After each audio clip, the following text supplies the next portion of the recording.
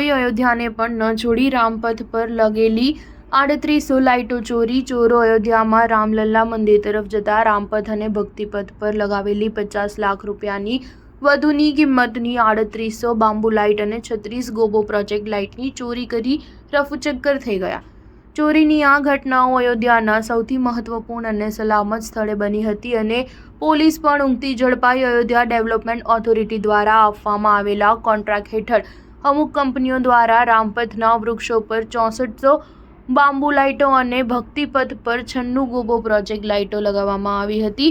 ફર્મના પ્રતિનિધિના જણાવ્યા અનુસાર રામપથ અને ભક્તિપથ પર લગાવવામાં આવેલી 3800 બાંબુ લાઇટ અને 36 ગોબો પ્રોજેક્ટર લાઇટ ચોરાઈ ગયા છે. આ મામલે રામ જન્મભૂમિ પોલીસ સ્ટેશનમાં કેસ નોંધાયેલો છે.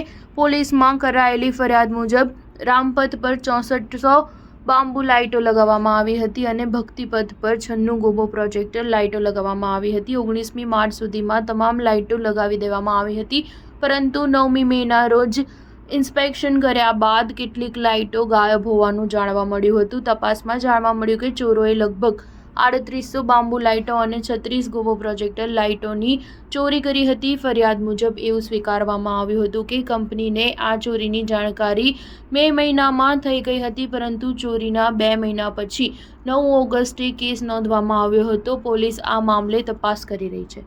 સ્ટાર ન્યૂઝ 7 હંમેશા સચ્ચાઈની સાથે.